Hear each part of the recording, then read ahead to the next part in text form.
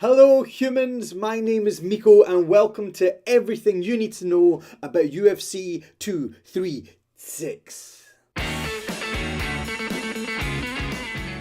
UFC stands for Ultimate Fighting Championship and they are the foremost company in the sport known as MMA, Mixed Martial Arts. UFC 236 is an exciting card with two title fights taking place on Saturday, April the 13th. Maybe you're new to MMA, maybe you're just thinking about getting into it, maybe you've been invited to a watch party and you just don't want to seem like you have no clue what's going on. Well, that's why I'm here. All you really need to know to sound like you watch this stuff all the time is a few key phrases. For example, in this event, phrases such as very top heavy card, too many interim belts. What? Stylebender is the future. Stylebender's the future. That's my friend Johnny, by the way. He's an asshole. And don't worry if you've got no idea what any of those phrases mean. That's why we're here. We're learning together. Very top heavy. This is simple. The top of the card are the fights that go on last. Top heavy means that the last 2 or 3 fights are looking really good, but the rest of the card is filled with no names. They might still be amazing fights, and often the fight of the night comes from lower down in the card, but fans usually like to see some names that they recognise in there too. Too many interim belts. This is one you'll hear a lot, and in fact the two title events on UFC 236 are both interim title fights. What is an interim belt? Well, the main event and the co-main event are both title fights, but they're both interim title fights. Now, an interim title is when the champion can't compete due to injury, suspension, alien abduction, whatever. And while he or she is out, the top 2 contenders will battle for the interim title. This means they're the champ until the champ gets back. Think of it like when you were a kid and your parents would leave and tell you that you were in charge until they got back. That meant you were the interim adult. And when the champ is ready to return, they will come back and fight the interim champ to decide who is the champiest. It doesn't always work out that smoothly, but that's another video for another time. You should probably have an opinion on interim titles though. Of course, it's up to you what you think of them, but I'm in a positive mood, so I'm going to give you a few good reasons why interim titles are a good thing. Uno. The fighters make more money. If you're a champion, you make more money even if you're an interim champion. Good. B, it means that the UFC can promote it better. Casual fans like the big shiny belt, so more people will watch the product, they will see good, exciting, fun fights, and that's better for the sport. Trois. As soon as the champ comes back, there is an inbuilt feud ready between the champ and the interim champ to decide who is the champiest, as we discussed earlier on.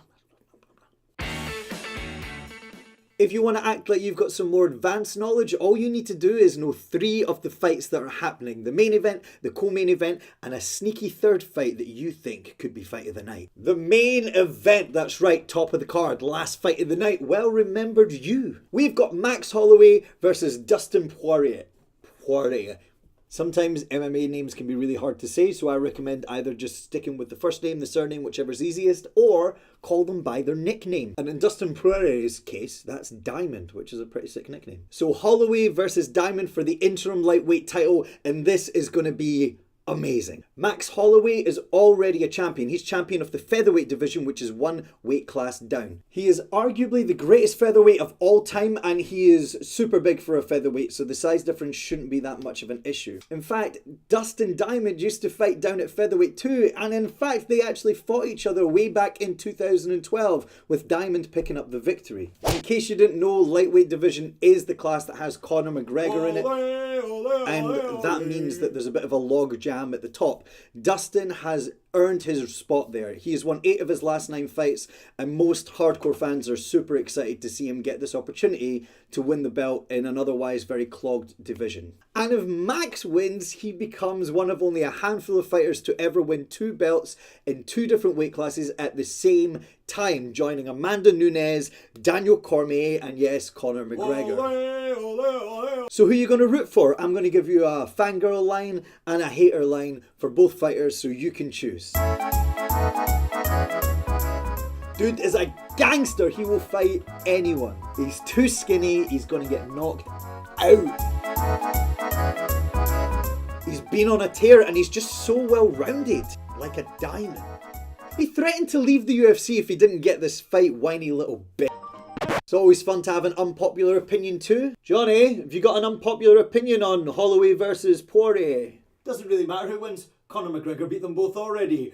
GOAT! Now let's look at the co-main event, the penultimate fight of the evening. Kelvin Gastelum versus Israel Adesanya. This is for the interim middleweight belt. Another interim belt? What? Some good bullet points for you to know. Kelvin was already in line for a title shot back in February against the champion Robert Whittaker, but Whittaker had to pull out because of a hernia. He's very short but very powerful. He couldn't reliably and consistently make weight at welterweight, so he moved up to middleweight. 185. Israel Adesanya, Stylebender! who is known as Stylebender, is an incredibly exciting fighter. He's on an absolute tear, undefeated in 16 fights, 16-0, and he just beat Anderson Silva, who many consider to be one of the greatest of all time.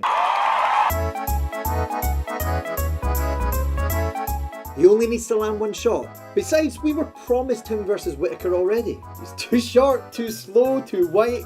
Sorry. He is the next Anderson Silva. Just another hype train. Who's he beat, mate? Who's he beat, though? Anderson Silva. Man, Silva's got a free bus pass from the council these days. And finally, if you want to check out a fight in the prelims, I recommend Turner versus Frivola. Turner's only gone to decision once. He either knocks people out or he gets knocked out. Either way, it's going to be fun. Thank you so much for joining me. If I've got time, I might do a predictions video as well for the whole card. Stay strong, show love, see you soon.